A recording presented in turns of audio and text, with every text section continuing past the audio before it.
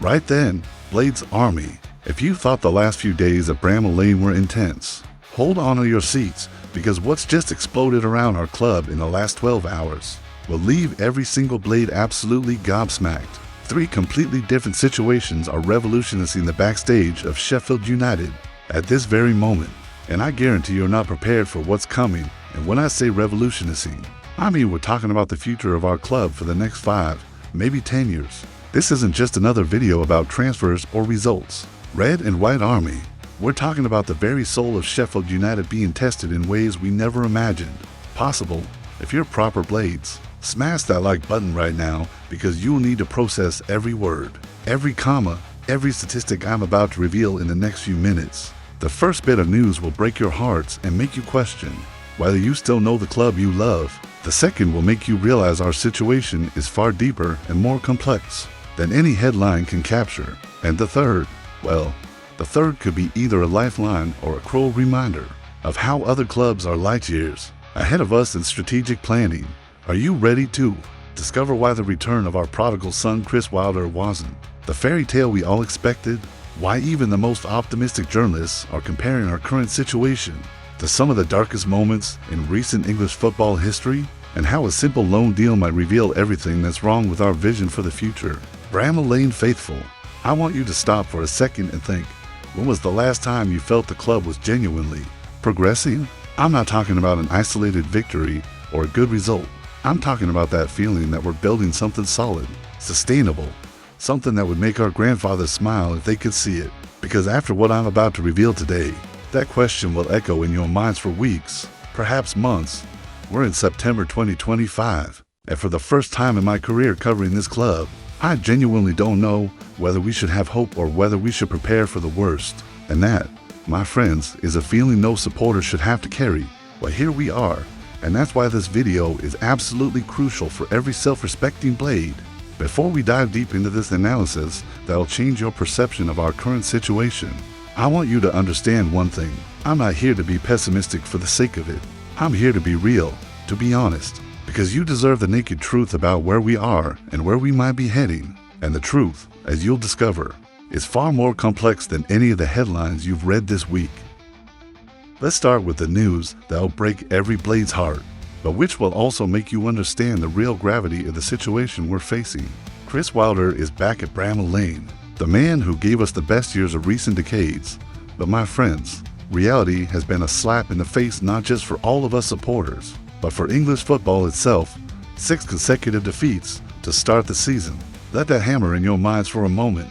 6 consecutive defeats. We're talking about the man who took us from League One straight to the Premier League, who transformed rejected players into Bramall Lane heroes, who worked miracles with budgets other managers considered impossible.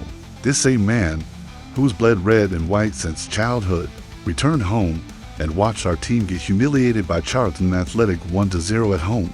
And here's the detail that's been keeping me awake since Saturday. Wilder, in his own words, publicly admitted that he perhaps underestimated the amount of work we need to do. Blokes, when Chris Wilder, the man who's resurrected the dead in English football, who turned Chris Basham into a Premier League center back, who made Billy Sharp look like Messi in the championship, when this man says he underestimated something, we're in a situation far more serious than any of us imagined. But let's get to the numbers that really matter, because numbers don't lie and don't have feelings. Just 1 goal scored in 6 league games. 1 single goal. To put this in historical perspective, in the 2019-20 season, when we went up to the Premier League, we scored 70 goals in 46 championship games. 70 goals. That's over 1.5 goals per game. Now we're managing 0.16 goals per game. The math is cruel, but it's real. To understand the catastrophic scale of this. Since the championship took its current format in 2004, only 3 teams have started a season with 6 consecutive defeats. 3 teams in 21 years. And of those 3 teams, 2 were relegated to League One at the end of the season. The only one that escaped finished 15th, just 5 points above the drop zone. The goal that sealed our defeat to Charlton came in the 90th minute, in a move that Wilder described with a word that should worry us deeply: chaotic. A straight ball, a pass that deflected off one of our defenders 2 against 2 and Tandoa off. A 24-year-old lad making just his third professional appearance found space to finish and bury any hope we had of at least taking our first point of the season.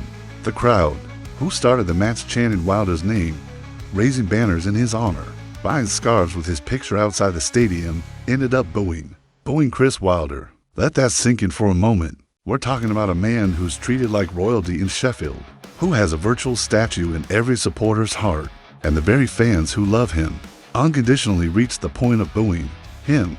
There's a fragility around us, and I shouldn't have underestimated the impact of the last 5 or 6 games were the exact words that came from our manager's mouth after the match. Fragility at Sheffield United. 2 words that should never be in the same sentence when we talk about the Blades, a club that's always been synonymous with grit, determination, with doing a lot with little. But here's the part that worries me most. It should worry all of you. Wilder spoke about the lack of courage to do it on a Saturday afternoon.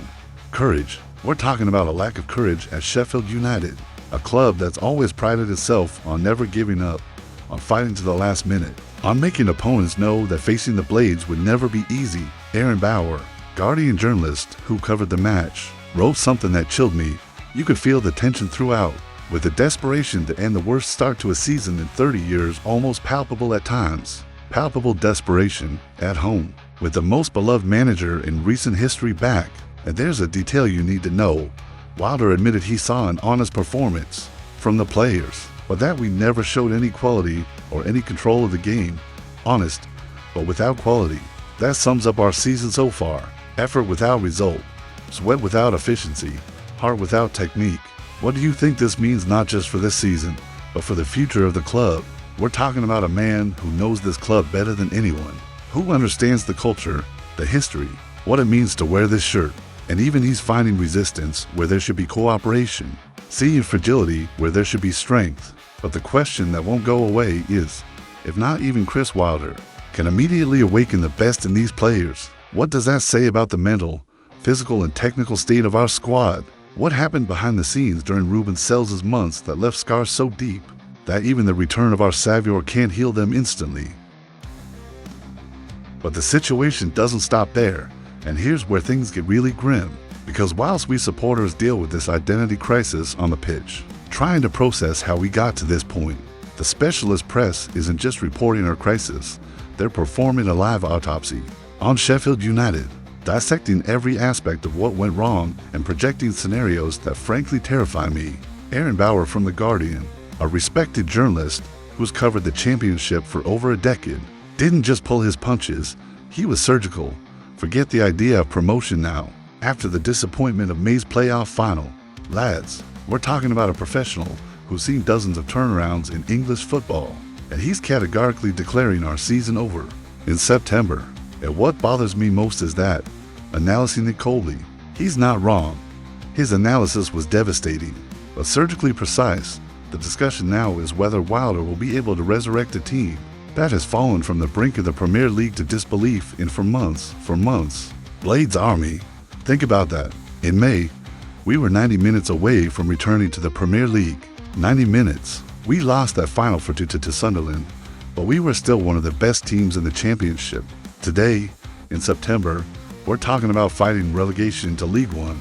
But here's what really bothers me in the Guardian's analysis, and it's something that should make all of us reflect deeply. Bauer noted that the determination, grit, and attitude for which Wilder's teams are famous were lacking. This isn't about tactical formation. It's not about playing systems. It's not about individual technical quality. It's about the soul of our football that's been lost. It's about characteristics that define not just Wilder's teams, but Sheffield United itself. And there's an even more worrying observation in the critical moments. His team panicked, perhaps out of sheer desperation to get the first win. Panic at Sheffield United, under Chris Wilder's command. If that's not a redcoat flashing, I honestly don't know what could be. We're talking about players who should have confidence instilled by one of the championship's most respected managers. Panicking when the game demands composure. The timing of this brutal analysis couldn't be worse, and Bauer captured it perfectly. Wilder returned with enormous expectations, scarves with his name being sold outside the stadium, giant banners in his honor. And the reality was a cold shower nobody was prepared for. That's exactly it. The gap between expectation and reality has rarely been so cruel in English football. But there's a statistic the Guardian brought up that made me stop and think for hours. Only 3 championship teams since 2004 have started the season with 6 consecutive defeats, and 2 of them were relegated. That means historically, statistically, mathematically, we're in a situation that has a 66% chance of ending in relegation, 2/3, and the team that escaped, Coventry City in 2017-18, finished just 5 points above the relegation zone. Aaron Bauer made an observation that gave me chills. We may only be in September, but the omens are not good. An experienced journalist who's seen everything in English football is looking at our situation and can't find reasons for optimism. That should worry us deeply. And here's something nobody's talking about, but which the Guardian suddenly mentioned. When you're scoring just 1 goal in 6 league games, that conversation needs to stop. What conversation?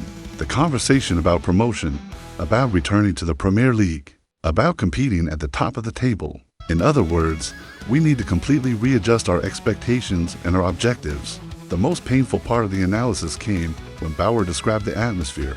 What had started with a fierce roar when Wilder emerged from the tunnel became worryingly muted quickly, worryingly muted. The energy that should have carried the team simply evaporated. And this in a match that should have been the emotional turning point of our season. But perhaps the most disturbing observation was this: the only noise from the home crowd at the end of the game were the boos, something Wilder isn't very used to. Having been rightly adored by the supporters he considers his own, Wilder being booed by his own fans is like watching a father being rejected by the children he raised. It's unnatural, painful, and a sign that something is profoundly broken. How do you feel knowing that even neutral journalists, who have no emotional connection to the club, are looking at our situation and reaching such grim conclusions? How would you react if you knew that professional, cold and calculating analysis is suggesting that not even our savior can have the magic wand we all expected? And here's a question that's been haunting me since I read this analysis. If the specialist press is already talking in terms of resurrecting Sheffield United in September, what does that say about how the rest of English football is viewing us? Are we seen as a club in a coma, waiting for a medical miracle? Is that the perception we want associated with our name?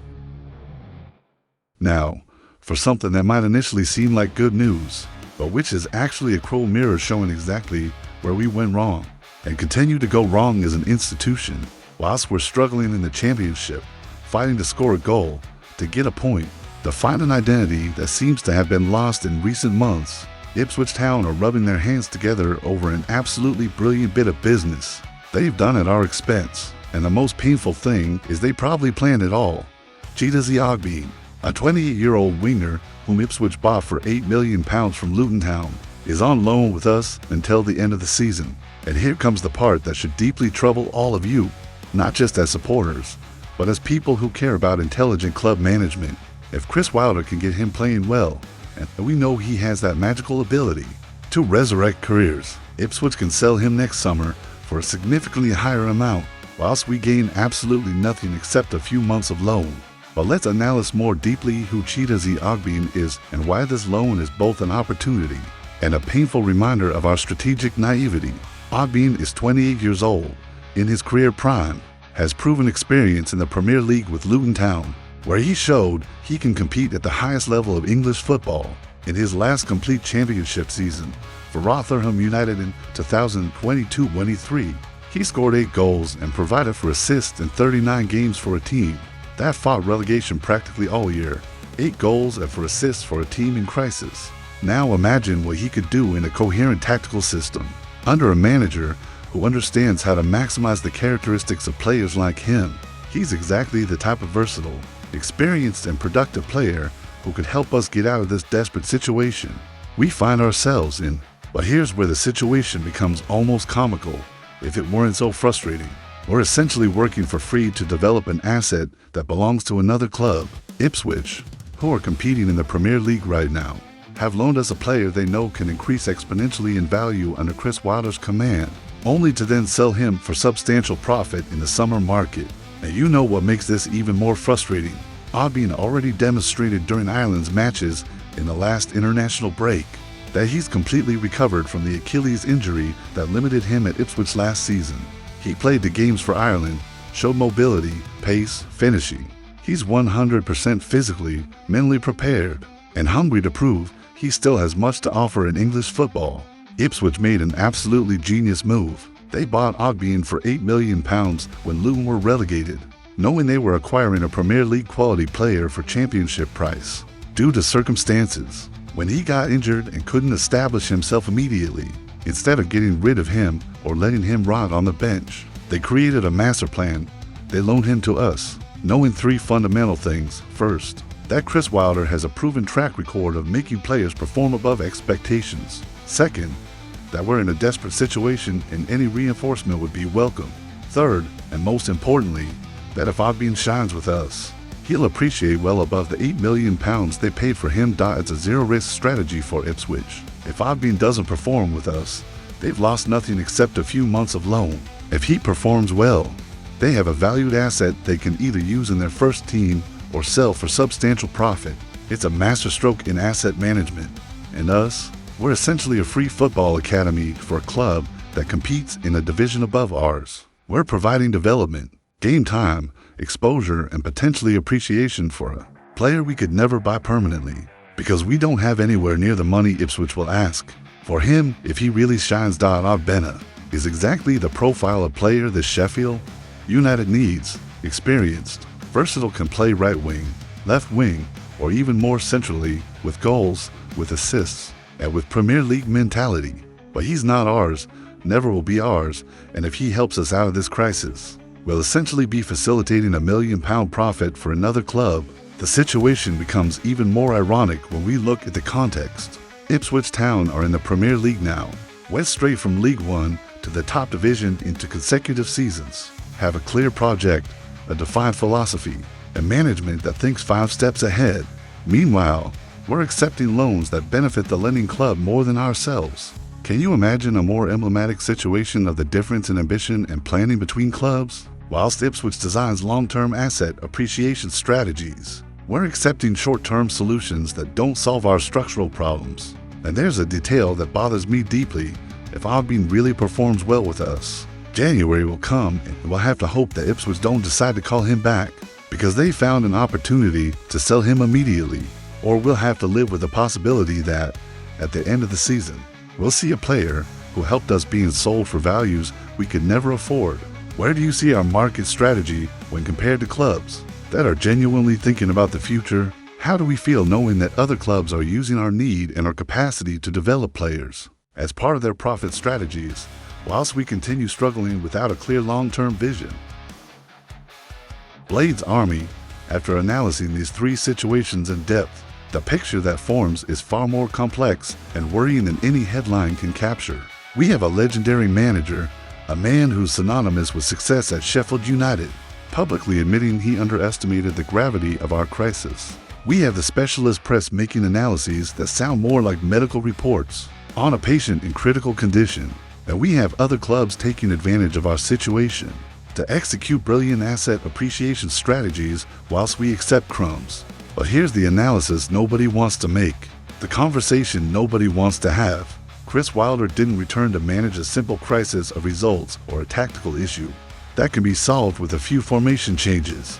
He returned to try to rebuild an identity that was systematically destroyed over months of questionable management, wrong decisions, of a mentality that completely lost its way.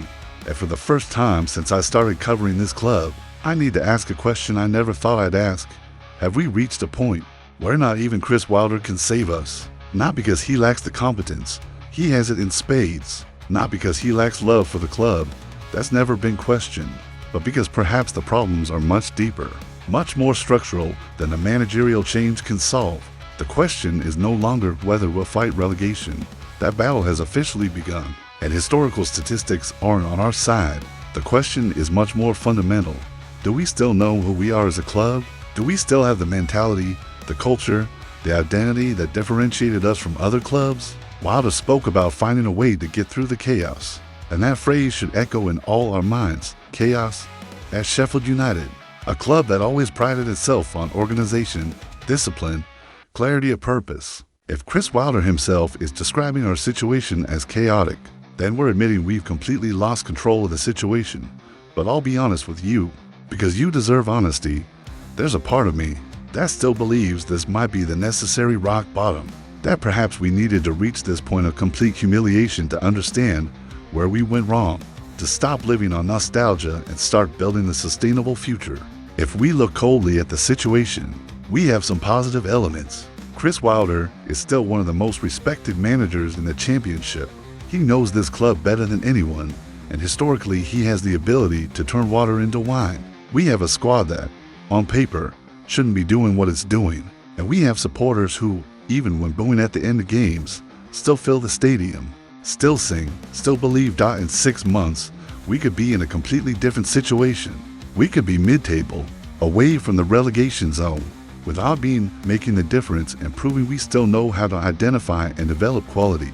Even if temporarily, we could have found a tactical identity that works, a system that maximizes our characteristics. We could have rediscovered that grit, that determination that always defined us. Or we could be desperately fighting not to drop to League One, seeing our best players sold for any price, watching other clubs continue their intelligent strategies whilst we keep reacting to problems, instead of anticipating them.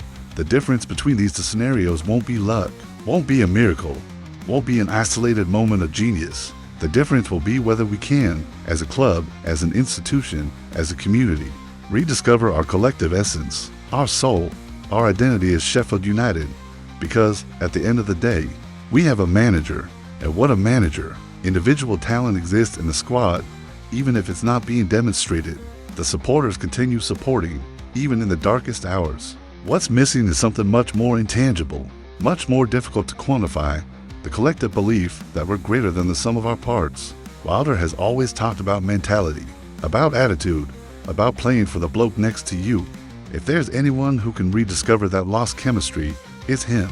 But this time, unlike his other spells at the club, he can't do it alone. He needs the players to completely buy into the idea, needs the board to give total support, and needs us, the supporters, to keep believing even when everything seems lost. The next match isn't just another game, it's a test to see if Sheffield United still exists underneath all this confusion, all this confidence crisis. It's to see if Chris Wilder can still awaken that spirit that took us from League One to the Premier League. Comment below, do you still believe Wilder can get us out of this situation?